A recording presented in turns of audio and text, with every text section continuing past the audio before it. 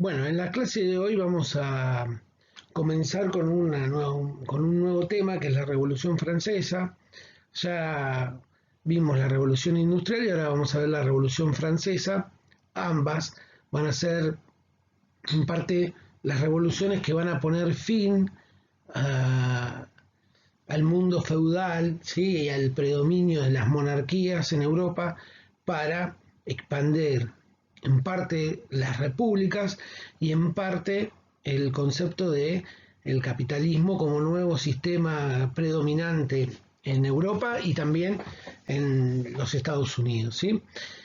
Y además, bueno, la Revolución Francesa es tan importante porque no solo va a tener una repercusión en Europa, sino también trascenderá ese continente y llegará, por ejemplo, hasta América, donde se van a producir movimientos revolucionarios independentistas. ¿Sí? Empieza en el primer país que se independiza de América Latina, que es Haití, que precisamente era una colonia francesa y se revela, ¿sí? Como parte de este proceso revolucionario y se logra liberar. Y también va a tener las repercusiones que ya vamos a ir viendo cuando toquemos la Revolución de Mayo, ¿sí? El impacto que las ideas de la Revolución Francesa tienen en el Río de la Plata. O sea que eh, ver qué sucedió, qué se debate en la Revolución Francesa va a tener después su correlato para entender qué es lo que sucedía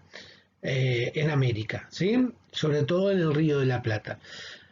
Bueno, vamos a empezar por un movimiento que se llama el iluminismo, ¿sí? El iluminismo es un movimiento intelectual que va a surgir en distintas partes de Europa, ¿sí?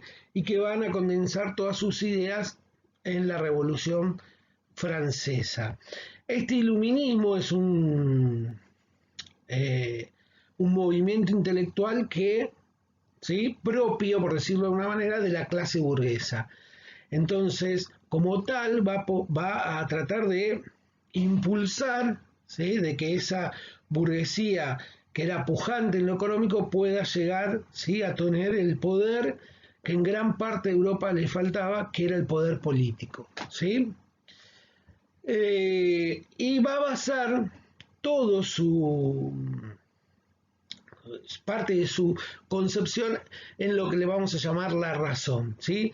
Eh, la razón para los iluministas, y ahí viene el término, siempre van a empezar a ligar la razón, las ideas, ¿sí? Con la luz, como si todo lo que no viene de la luz, perdón, todo lo que no venga de la razón es oscuro, es tenebroso, y así van a categorizar a la Edad Media, ¿no? Estos iluministas. Eh, a lo largo de la historia, sí, hay distintas corrientes filosóficas y hay una rama de esa filosofía que es la epistemología que intenta ver cómo los seres humanos, investigar cómo los seres humanos aprendemos. Y hay varias corrientes. Una es la de los empiristas y la de que creen los empiristas que uno aprende a través de los sentidos. La otra importante es precisamente la del iluminismo, que es basarse en la razón, ¿sí? La razón es la fuente de conocimiento. ¿Por qué? Porque los sentidos, como dirían los empiristas, no sirven para a que accedamos a la razón, sino que son confusos, ¿sí? Yo siempre pongo el mismo ejemplo. ¿Qué le diría un iluminista, un racionalista a un empirista? Cuando vos vas por la ruta, ¿no? Cuando vamos por la ruta y vemos que adelante del auto aparecen agua, ¿no vieron? Que dice uno, hay agua dentro, adelante de la ruta, pero como si no llovió. Cuando llegamos verificamos que no hay agua, ¿sí? Sino que es parte de los reflejos. Bueno, un racionalista le diría al empirista, viste, los sentidos engañan, ¿sí? Esta tradición entre empiristas y racionalistas no empezó en Europa, sino que se remonta a la época de la Grecia clásica, ¿sí? El padre, por decirlo de alguna manera, de los racionalistas era Sócrates, ¿sí? Y Aristóteles era más, estaría más ligado a lo que serían los empiristas o lo que van a ser los materialistas, ¿sí? Que no es lo mismo, pero bueno, después vamos a profundizar en esa corriente filosófica más adelante.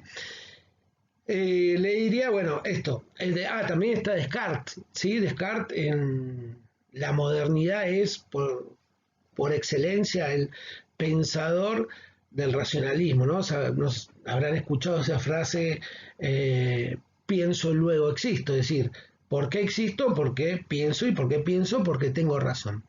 Estos iluministas vienen de esa tradición. Y la última corriente que me quedaba de las tres que le nombré es la dialéctica, que la vamos a ver el año que viene cuando veamos a Hegel, o cuando profundicemos en el conocimiento de Marx, que ya vimos algunas cosas, vamos a ver lo que son los dialécticos.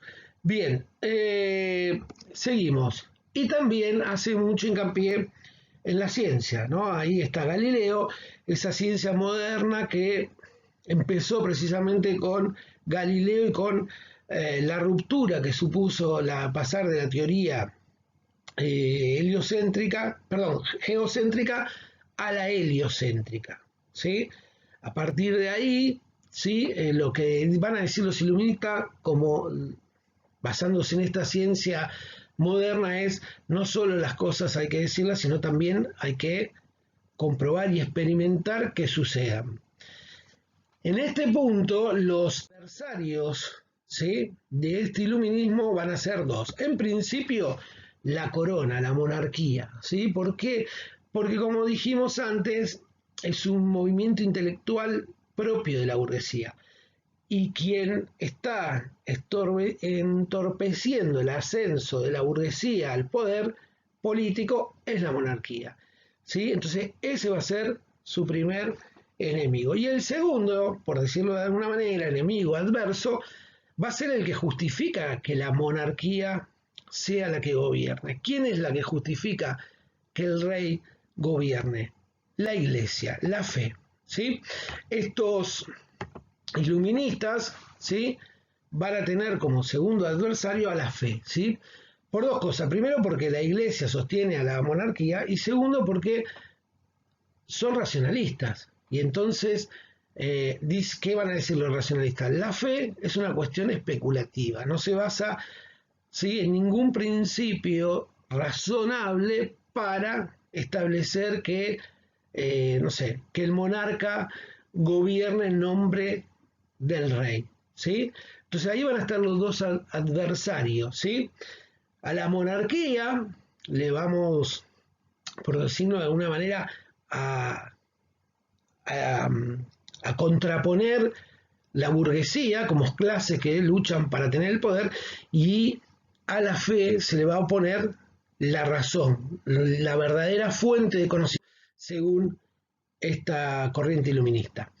El iluminismo tiene más exponentes, pero bueno, nosotros vamos a resumirlo en tres, ¿sí? Montesquieu, Voltaire y Rousseau. Montesquieu escribe un libro que se llama El espíritu de la ley, escribe más libros, estamos sintetizando, ¿no? Y en ese libro, El espíritu de la ley, él dice que hay una forma, copia como el estilo inglés, de decir, bueno, la monarquía absoluta, ¿sí? No se justifica, como dijimos, porque venga la iglesia y nos diga que Dios eligió a tal rey para gobernar.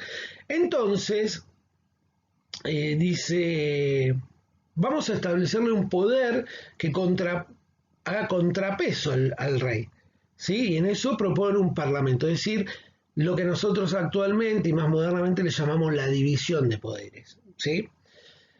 Voltaire era un filósofo que él sostenía lo siguiente, decía, no estaba tan de acuerdo con lo que decía Montesquieu de poner un poder que haga contrapeso a la monarquía, sino que él proponía un gobierno como de filósofos, ¿sí? Él consideraba que los filósofos eran las personas más allegadas a la razón, por lo tanto, las más capacitadas para hacer que el resto de la población sea feliz. Esto tampoco es un concepto nuevo, sino que Platón ya en la edad, en la Grecia clásica, había planteado, ¿sí?, esta especie de república gobernada por los filósofos, que son las personas más preparadas en cuanto al saber y entonces como diríamos actualmente son los más inteligentes, los más capacitados, pueden gobernar. Lo cual que alguien sea filósofo no nos garantiza que vaya a gobernar bien y segundo, que vaya a gobernar para todos. El tercero y para mí el más importante es Rousseau. Rousseau que ha escrito muchísimos libros importantes, ¿no? Que van desde el Emilio, que es un tratado pedagógico, ¿sí? Hasta el contrato social, que es el libro más importante de él. ¿Sí? ¿Qué dice en ese contrato social Rousseau? Dice lo siguiente, dice que hay una voluntad particular y una voluntad general. ¿Cuál es la voluntad particular? La que tengo yo como individuo, ¿sí? Pero lo que dice Rousseau es, hay que hacer o establecer un contrato entre la sociedad donde mi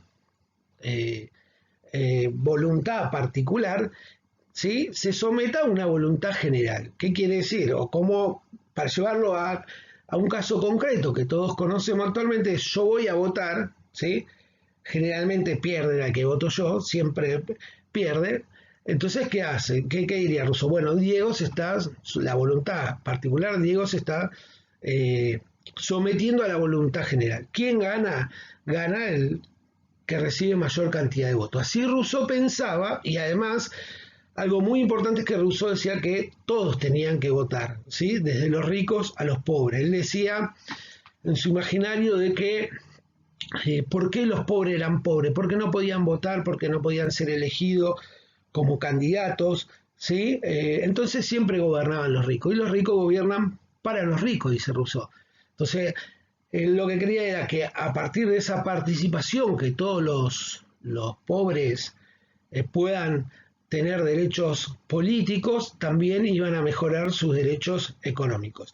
Y acá vamos a ver que estas ideas se van a proyectar en grupos muy importantes que vamos a ver la semana que viene de la Revolución Francesa. El de Montesquieu y de Voltaire lo vamos a ligar más a los girondinos, que van a ser los revolucionarios más moderados, y la de Rousseau lo vamos a ligar a los jacobinos, que son quienes van a establecer la república en Francia, ¿sí? ¿Cómo se difunden estas ideas? Porque, bueno, así como las ideas de la religión se difunden a través de la Biblia, por ejemplo, surgió un señor que se llamaba Diderot, que también era un pensador de la Ilustración y el iluminismo. El iluminismo y la Ilustración son dos conceptos que van muy ligados, ¿sí? La Ilustración tiene que ver con que cuando le dicen a uno, ¿para qué va a la escuela? Para ilustrarse, para saber, para aprender. Si yo sé y aprendo mucho, quiere decir que tengo muchas ideas, quiere decir que soy un iluminista. Diderot propuso una enciclopedia. Esa enciclopedia, ¿sí? Estaba dividida en muchos tomos y cada uno de esos tomos, pertenecía a una ciencia. Iba desde la medicina hasta la historia, ¿sí? A través del concepto de enciclopedia, ¿sí? Esta ilustración logró difundir sus ideas. Es decir, que esas ideas, es la primera vez que se piensa que esas ideas no queden en un círculo pequeño, sino que se difundan lo máximo posible. Imaginémonos que una enciclopedia de muchos tomos, y para la época de la Revolución Francesa tampoco todos tenían el acceso, ¿no? Pero también no quedaba en un círculo de filósofos y de adinerados, sino que era la primera vez que se podía ir más allá de ese círculo. Y pensar este concepto de enciclopedia nos ayuda también a pensar, ¿no? Actualmente que gracias a esta enciclopedia de Diderot, hoy tenemos, por ejemplo, Wikipedia, que es la enciclopedia más moderna. Bueno, para la clase de hoy, sí vamos a terminar con los iluministas. Espero que se haya entendido y les voy a dejar aquí las consignas. La primera dice: explique la importancia de la Revolución Francesa para Europa y nuestro país. La 2, mencione las características principales del movimiento iluminista. La 3, explique brevemente los aportes realizados por los tres referentes máximos del iluminismo, Montesquieu, Voltaire y Rousseau. Y la 4, mediante qué instrumentos se difundieron las ideas de la Ilustración o el Iluminismo. Mencione si en la actualidad se sigue utilizando dicho instrumento y justificar. Bueno, espero que les haya gustado la clase de hoy y nos vemos la semana que viene. Chau, chau.